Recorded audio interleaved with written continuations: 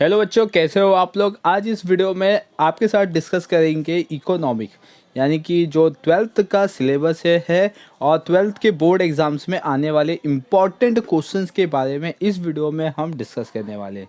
जो कि last year के पेपर्स को हमने रिव्यू किया था लास्ट वीडियो में। आई थिंक आपने वो वीडियो देख लिया। अभी तक आपने वो वीडियो नहीं देखा हुआ है, लिंक मैंने डिस्क्रिप्शन बॉक्स में दे दिया हुआ है। उसके क्वेश्चन आंसर रिव्यू और एनालिटिक्स उसको कैसे किया जा सकता है, ठीक है, किस तरीके से इसके आंसर लिखे जा सकते हैं, कहाँ पे कौन सा पैटर्न आना चाहिए, वो सब मैंने आपके साथ डिस्कस किया हुआ है लास्ट वीडियो में, राइट। और साथ ही साथ मैंने पेपर पैटर्न के बारे में भी डिस्कस किया हुआ है, कहाँ पे आप ज़्यादा से ज़्यादा मार्क्स स्कोर कर सकते हो।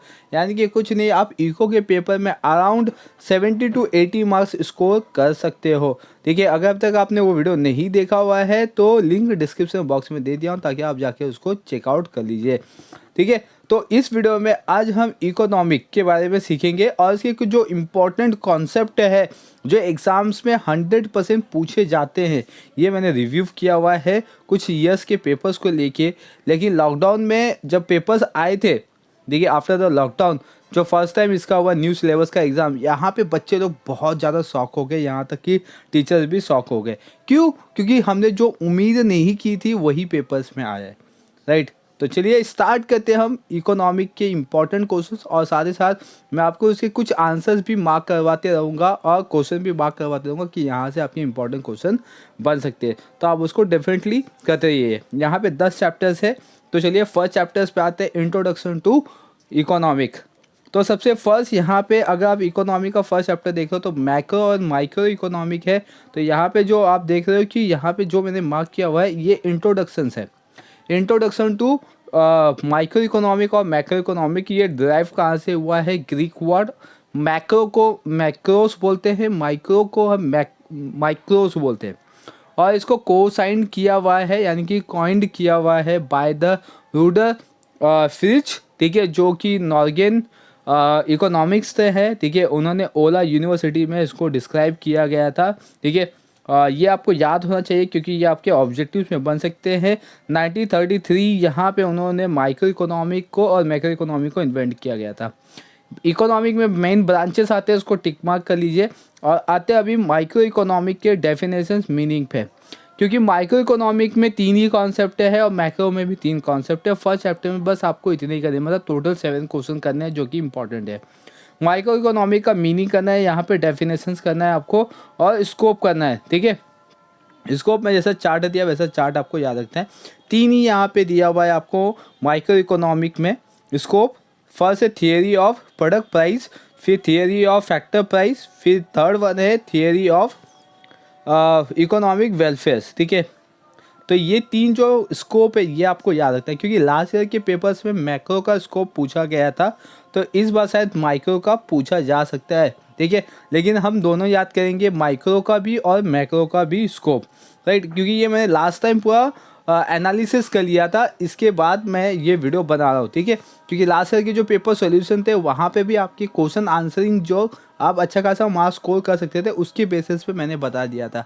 तो वो आप वीडियो देख लीजिए, उससे आपको आइडिया आएगा कि पेपर पैटर्न किस तरीके से आता है और कहाँ पे आप मार्क्स ज़्यादा स्कोर कर सकते हो। नेक्स्ट स्कोप के बाद आपको करना है फीचर ऑफ माइक्रो इकोनॉमिक, ठीक है।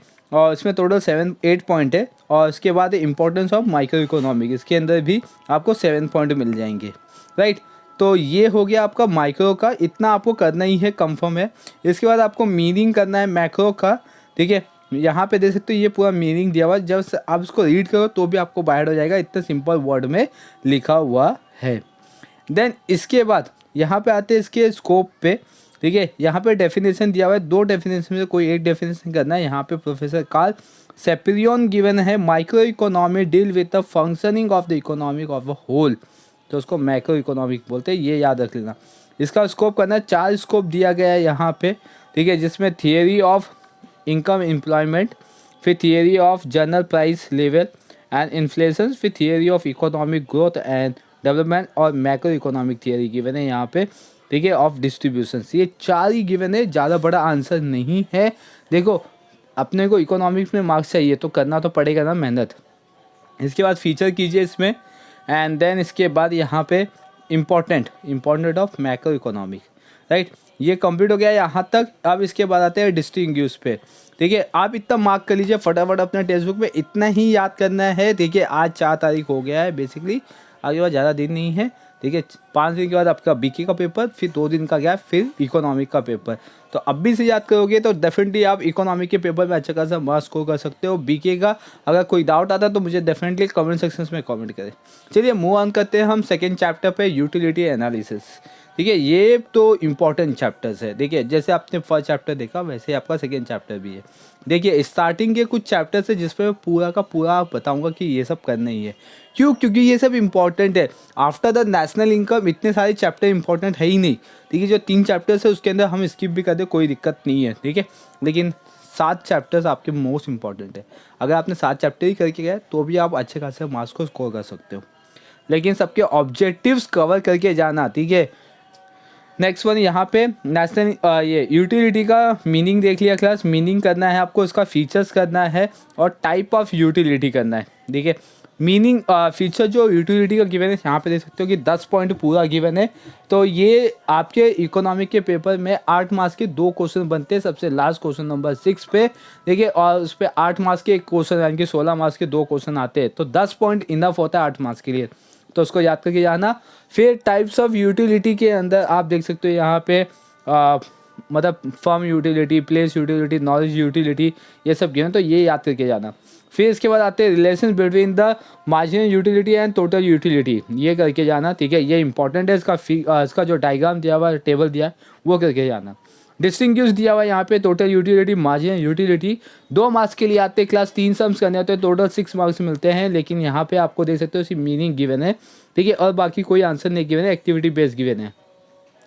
जितना भी डिस्टिंग्विश है पूरे सिलेबस का, इसका लिंक मैं जल्द से जल्द अवेलेबल करवा दूंगा ताकि आप इसको डाउनलोड कर सकते हो। या तो आप मेरे ऑफिशियल वेबसाइट पे विजिट कर सकते हो, मैं वहाँ पे भी आपको अपलोड कर दूंगा और पीडीएफ में फाइल अवेलेबल करवा दूंगा लिंक, ताकि आप उसको डाउनलोड करके बाइट कर सकते हो। ठीक है, और नेक्स्ट वन आते हैं law of diminishing marginal utility.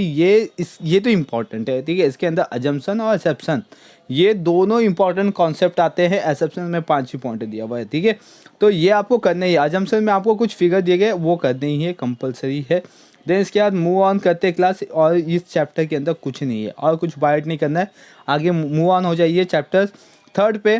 Third A demand analysis, इस पे आइए। इसका मीनिंग कीजिए डिमांड का, जो फर्स्ट देख रहे हो इन द ऑर्डिनरी लैंग्वेज। ठीक है, वहाँ से और यहाँ पे देखो जो फॉर्मूला दिखा है, डिमांड, डिज़ायर, विलिंग, ठीक है, पेएबल, एबिलिटीज टू पे, ये इंपॉर्टेंट है। आप मीनिंग लिख रहे हो और ये लिख दो तो आपका पेपर मस्त देखा। ठीक है, और आपको अच्छा खासा मार्क्स भी मिल सकता है। अगर आप एग्जाम्पल डाल सकते हो, नीचे एग्जाम्पल भी दिया हुआ है। ठीक है, ये एग्जाम्पल भी डाल सकते हो, तो इससे पेपर थोड़ा सा और अच्छा दिखेगा आपका। ठीक है, टाइम देखना है आपको, आपका स्पीड देखना है, और पेपर भी अच्छा जाए तो ये सब करना पड़ेगा। देखिए मीनिंग लिखो, फॉर्मूलास लिखो, पेपर अच्छा दिखेगा। या तो मीनिंग लिखो, फॉर्मूला एग्जाम्पल लिखो, फॉर्मूला लिख दो जो दिया हुआ है। ठीक है, पेपर बहुत अच्छा जाएगा। इसके बाद मूव ऑन करते हैं क्लास हम लोग। डेफिनेशंस ऑफ डिमांड, ये लिखना जरूरी है। इसमें एक ही डेफिनेशंस है। ठीक है, वो एक डेफिनेशन को आपको याद करना है। प्राइस तक है, इसका टिक मार्क कर लीजिए अपने नोटबुक में।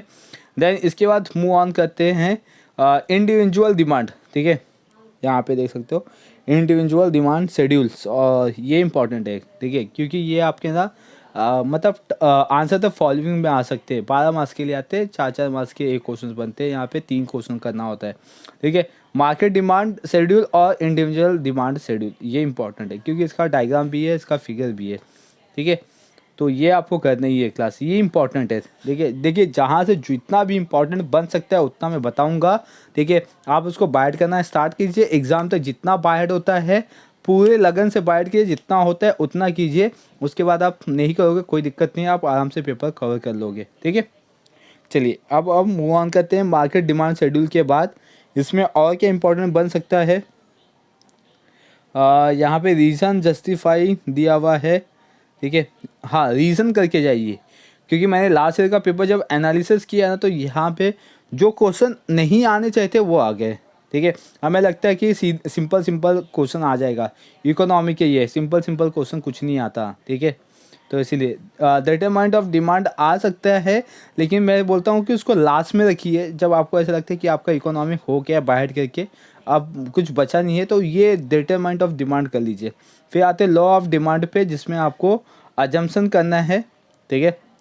अजम्पशन तो कंपलसरी है, मीनिंग लिखिए, ठीक है, और उसका अजम्पशंस मीनिंग यहाँ से लिखना है, ये पूरा पैसेज आपका मीनिंग हो जाएगा, ठीक है। इतना कीजिए। फिर इधर पे डेफिनेशन दिया हुआ है अल्फ्रेड मार्शल के अकॉर्डिंग, इतना ही करना है आपको सिर्फ। इसके आगे मूव ऑन करते हैं हम लोग। देन ये फॉर्मूला जो लिखा है ना डी करके फिगर्स में सिंबल, हाँ, तो उसको लिख दिया D X equals to F D, ये सब तो वो लिख के कैसा होता है, पेपर थोड़ा सा हाईलाइट हो जाता है, ठीक है। उसको बॉक्स बना के लिख दीजिए। इसके बाद आते हैं एक्सेप्शन और अजम्पशंस, ठीक है, लॉ ऑफ डिमांड का ये लिख लीजिए क्योंकि ये भी इम्पॉर्टेंट है। और लास्ट टाइम की पेपर्स में क्लास मैंने फाइंड आउट किया कि वेरिएशन इन डिमांड और चेंज इन डिमांड, ठीक है, ये दोनों कॉन्सेप्ट बने थे, एक ही क्वेश्चन के अंदर मिक्स कर दिया था इसको, राइट। लॉ ऑफ डिमांड और चेंज इन डिमांड एक ही क्वेश्चन में, क्योंकि इसमें है ही नहीं पॉइंट, इसमें सिर्फ दो पॉइंट है। अगर वेरिएशन की बात करोगे तो इसके अंदर कॉन्ट्रैक्शन है और एक्सपांसन है, ठीक है, ये 2 पॉइंट है। चेंज इन डिमांड के अंदर बात करोगे क्लास तो इसके अंदर आपको इंक्रीज और डिक्रीज, सिर्फ यही 2 फंक्शंस मिलेंगे, ठीक है। तो मतलब आपकी 4 पॉइंट यहीं पे बन के, इसलिए इसको कंबाइन करके दे दिया गया था। और याद रखिए जितना भी बुक के अंदर, टेक्स्ट बुक के अंदर जितने भी फिगर्स बनाए हुए हैं, डायग्राम बनाए हुए हैं, उसको अच्छे तरीके से एनालिसिस करके जाओ, ठीक है। आपको 8 मार्क्स के लिए क्वेश्चन पूछे जाते हैं, एनी 2 करने होते हैं, 4 मार्क्स का होता है, या तो टेबल सॉल्व करना होता है, या तो फिगर का नाम लिखना होता है, या तो पैसेज रीड करके उसका आंसर करना होता है, जो कि तीनों इजी है। लास्ट ईयर के पेपर्स को किस तरीके से सॉल्व करना है इसका लिंक मैंने डिस्क्रिप्शन बॉक्स में दे दिया हुआ है, वो करके जाओ और लास्ट ईयर के पेपर का सोल्यूशन देख के जाओ, इससे आपको आइडिया आ जाएगा कि किस तरीके से आपको पेपर्स लिखने हैं। चलिए मूव ऑन करते हैं। थर्ड बी, यहाँ पे आपको स्टार्टिंग में कुछ नहीं है, ठीक है। इसके अंदर जो दिया गया है टाइप्स ऑफ या मेजर्स, ठीक है, उसके अंदर सिर्फ आपको तीसरा जो कॉन्सेप्ट है टाइप्स ऑफ, देख सकते हो, इलास्टिसिटी ऑफ डिमांड, ठीक है। इसके अंदर तीसरा जो कॉन्सेप्ट है types of price, elasticity of demand, बस इतना ही है, बाकी के 2 है ही नहीं कुछ भी, क्योंकि इसके अंदर आपको टाइप दिया हुआ है, ठीक है। क्या क्या दिया हुआ है, परफेक्टली इलास्टिक डिमांड, ठीक है, ईडी इक्वल्स टू इनफिनाइट, ठीक है, ये करना है, ये इंपॉर्टेंट है, राइट, इसको करके जाइए, क्योंकि ये आपके लास्ट टाइम में पूछा गया था, फिगर में दे दिया गया था, उसका नाम लिखना था सिर्फ, ठीक है। टोटल 5 टाइप्स है, एक है परफेक्टली इलास्टिक और दूसरा है परफेक्टली इन इलास्टिक, यानी कि ईडी इक्वल्स टू 0। फिर है यूनिटरी इलास्टिक डिमांड, जो कि ईडी इक्वल्स टू 1। फिर नेक्स्ट वन आता है क्लास कि relatively elastic demand, ED more than 1। फिर नेक्स्ट वन आता है elastic relatively in elastic demand, ED less than 1, right. तो इस तरीके से यहाँ पे दिया हुआ है। और ये 4 जो डायग्राम देख रहे हैं, ये डायग्राम पेपर्स में आए थे। इसके बाद आते हैं ये डिस्टिंग्विश नहीं है, ये सिर्फ एक्सप्लेन किया हुआ है। Okay, next one, method of measuring the price elasticity of demand. ये लास्ट टाइम पूछा गया था, लेकिन इसमें एक ही मेथड था। जो फर्स्ट वन है रेशियो ऑफ परसेंटेज मेथड, ये लास्ट टाइम पेपर्स में आया था, ठीक है। तो यहाँ पे इसके कुछ फॉर्मूला से डायग्राम से वो लिखने थे। अभी यहाँ पे बच गए 2 और उसके पार्ट, ठीक है। एक आता है टोटल एक्सपेंडिचर मेथड और तीसरा इसके अंदर दिया गया है, एक सेकेंड, हाँ, तो इसमें देख सकते हो, पहले इसके नीचे दिया हुआ है टोटल एक्सपेंडिचर मेथड, ये वाला, ठीक है। ये आप कर सकते हो। यहाँ पे इसका मीनिंग कम दिया हुआ है, ज़्यादा है इसका ये दिया हुआ है, एग्जाम्पल दिया हुआ है, लेकिन मेरे ख्याल से ये नहीं आना चाहिए इस बार पेपर में। मुझे ऐसा लगता है कि पॉइंट मेथड आना चाहिए, ज्योमेट्रिक मेथड आना चाहिए, ठीक है, क्योंकि ये ज़्यादा हाईलाइट होके उठने वाले क्वेश्चन दिखाई देते हैं, ठीक है। एक टोटल एक्सपेंडिचर मेथड इतना नहीं है, क्योंकि लास्ट टाइम रेशियो आया था, जो कि रेशियो एंड परसेंटेज अलजेब्रा का कॉन्सेप्ट बन जाता है। और इस बार शायद पॉइंट मेथड या ज्योमेट्रिक मेथड आ जाना चाहिए, क्योंकि इसमें फिगर भी दिया, फॉर्मूलाज भी दिया हुआ है। फिर नेक्स्ट वन आता है क्लास फैक्टर इन्फ्लुएंसिंग। ये आता है एग्जाम में, ठीक है। फैक्टर इन्फ्लुएंसिंग ये आपको करनी है। देखिए, अभी आप बोलोगे सर हाय, ये पूरे चैप्टर्स में सब दे दिया मैंने, अरे क्या करूँ, इतना इंपॉर्टेंट क्वेश्चन इसके अंदर भर भर के दिया हुआ है, तो देना ही पड़ेगा मुझे, राइट ना। तो आपको करना ही है, कुछ तो मेहनत करना ही है।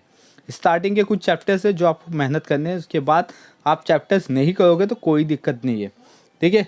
तो ये हो गया।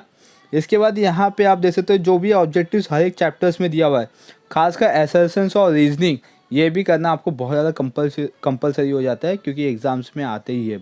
बच्चे असर्शंस और रीजनिंग में कंफ्यूज हो जाते हैं, ठीक है, इसलिए मैं आपको बोल रहा हूँ कि आप आंसर बाय हेड कर रहे हो ना, तो आपका ये सब कवर हो जाएगा धीरे धीरे। सप्लाई एनालिसिस चैप्टर नंबर 4 के अंदर अभी आते हैं हम लोग।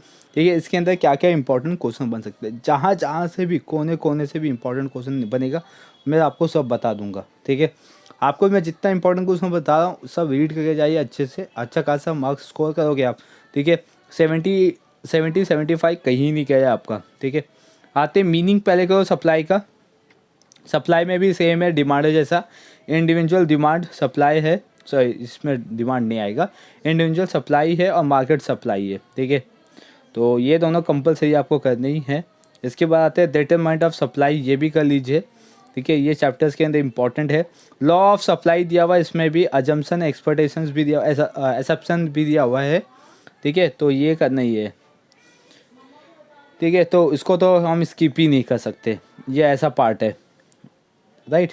देन इसके बाद इसमें आते वेरिएशन इन सप्लाई। देखिए अभी जो लास्ट टाइम पेपर हुआ था उसमें वेरिएशन इन डिमांड और चेंज इन डिमांड आया था, शायद इस बार ऐसा हो सकता है कि वेरिएशन इन सप्लाई और चेंज इन सप्लाई दे दिया जाए आपको, समझ रहे हो। तो इसीलिए वेरिएशन इन सप्लाई और चेंज इन द सप्लाई करके जाइए, दोनों में सेम पॉइंट है। ठीक है, expansion, contraction, increasing and decreasing, बस यही सब गिवन है। और नेक्स्ट वन आते हैं यहाँ पे कॉन्सेप्ट ऑफ द कॉस्ट। ठीक है, कॉन्सेप्ट ऑफ द कॉस्ट में क्लास यहाँ पे जितने भी फॉर्मूलास है, जैसे कि टोटल कॉस्ट की फॉर्मूला हो गया। ठीक है, इसके बाद आते हैं हम लोग एवरेज कॉस्ट का फॉर्मूला हो गया। ये जो मैथ्स वाले बच्चे हैं ना, उनको ऐसा फॉर्मूला याद हो जाएगा, क्यों, क्योंकि ये डेरिवेटिव्स के अंदर है, राइट। तो चैप्टर नंबर 4 जो है ना डिफरेंशिएशन, उसके अंदर ये सब पार्ट है, एप्लीकेशन ऑफ डेरिवेटिव्स की। जो एसपी वाले बच्चे हैं उनको बाइट करना पड़ेगा, जितना मैं टिक करवा रहा हूँ सब टिक कर लीजिए। ठीक है, और इसको धीरे धीरे बाइट करना स्टार्ट कर दीजिए, आपके पास अभी टाइम भी है। और यहाँ पे total revenue, average revenue, marginal revenue, ये सब आपकी इंपॉर्टेंट फार्मूलाज है। ठीक है, फार्मूलाज करके जाइए, आपके एमसीक्यूज में आ सकते हैं या ऑब्जेक्टिव्स में पूछे जा सकते हैं। देन इसके बाद आते हैं फॉर्म ऑफ मार्केट। लो, एक और इम्पॉर्टेंट चैप्टर्स यहाँ पे पूछ दिया गया, फॉर्म ऑफ मार्केट, जिसके अंदर परफेक्ट कॉम्पिटिशन्स, ठीक है, मोनोपोली, ओलिगोपोली, मोनोपोलिस्टिक कॉम्पिटिशन्स, ये चार ही है, और चारों के फीचर्स। ठीक है, ये करने हैं आपको बस। तो चलिए यहाँ पे तो पहला फर्स्ट पेज तो कुछ है नहीं इतना करने के लिए, सेकेंड पेज से ही यहाँ पे आपको दिया हुआ है परफेक्ट कॉम्पिटिशन्स, लेकिन इसका डेफिनेशन कर लेना मार्केट का। यहाँ पे आते हैं अभी परफेक्ट कॉम्पिटिशन। परफेक्ट कॉम्पिटिशन यहाँ पे देख सकते हो, उसका मीनिंग एंड डेफिनेशन दिया हुआ है। ठीक है, तो मीनिंग डेफिनेशन पे आपको करनी ही है। देन इसका फीचर्स दिया हुआ है, इसका फीचर्स भी करना है। और उसके बाद आते हैं यहाँ पे इनपरफेक्ट दिया हुआ है, तो इनपरफेक्ट करना है। उसके नीचे मोनोपोली, मोनोपोली का मीनिंग एंड डेफिनेशन। ठीक है, ये इंपॉर्टेंट यहाँ पे बन जाएगा। Price determinant under the perfect competitions, नहीं ये नहीं करते हैं। उसके ऊपर 80 पॉइंट है परफेक्ट कॉम्पिटिशन के अंदर, फीचर्स में 80 के 80 करे हो। ठीक है, 4 मार्क्स के लिए आए तो आप 5 पॉइंट लिख देना, 8 मार्क्स के लिए आए तो लिख लेना। मोनोपोली यहाँ पे मीनिंग उसका डेफिनेशन करना, डेफिनेशन यहाँ पे देख सकते हो आप, EH का गिवन है यहाँ पे EH। ठीक है, और इसमें फीचर्स दिया हुआ है, फीचर्स का लेना, ज़्यादा नहीं है, 7 पॉइंट है इसमें। और मोनोपोली के अंदर टाइप्स ऑफ मोनोपोली भी गिवन है, और इसमें 7 पॉइंट है। ठीक है, तो टाइप्स ऑफ मोनोपोली और उसके 7 पॉइंट भी कर लेना। ओलिगोपोली और उसका फीचर्स, ये चैप्टर्स में कुछ है नहीं। फिर मोनोपोलिस्टिक कॉम्पिटिशन्स, ठीक है, ये हो गया इसका फीचर्स, ख़त्म, यहाँ तक ही है। तो ये चैप्टर नंबर 5 ख़त्म। Chapter number 6 index number. Last time index number से इसका मेजरिंग पूछा गया था। ठीक है, तो इसमें बेसिकली क्वेश्चंस है, लेकिन लास्ट टाइम इसके क्वेश्चंस तो पूछे ही नहीं गए। लाप्लास, पैसेस, price index number, value index number, quantity index number, इसमें से कुछ पूछे ही नहीं गया। लेकिन ऐसा नहीं कि इस बार भी नहीं पूछा जाएगा। ठीक है, जो मैथ्स वाले बच्चे वो कवर कर लेंगे, क्योंकि उनको चैप्टर ही है पूरा, चैप्टर नंबर 6 ही है इंडेक्स नंबर्स मैथ्स 2 के अंदर। जो एसपी वाले बच्चे ना, उनको ये थोड़ा सा प्रैक्टिस करने की नीड पड़ेगी। इंडेक्स नंबर का फॉर्मूला कैसे बाय हेड करे, क्या लॉजिक है कि 1 सेकेंड में फॉर्मूला बाय हेड हो जाए, इसका जो डिटेलिंग वीडियोस है, ठीक है, छोटा है बड़ा नहीं, लिंक डिस्क्रिप्शन बॉक्स में देख लीजिए। फॉर्मूला बाय हेड हो गया ना तो आपके ऑब्जेक्टिव्स में आराम से कवर हो जाएगा फॉर्मूलाज। ठीक है, फॉर्मूलाज आ गया तो आप टेबल भी सॉल्व कर सकते हो। ठीक है, जल्दी मैं इसके जो सोल्यूशंस है इकोनॉमिक्स के इंडेक्स नंबर्स के वो भी अपलोड कर दूंगा। बने रहिए चैनल पे, चैनल को सब्सक्राइब कर लीजिए।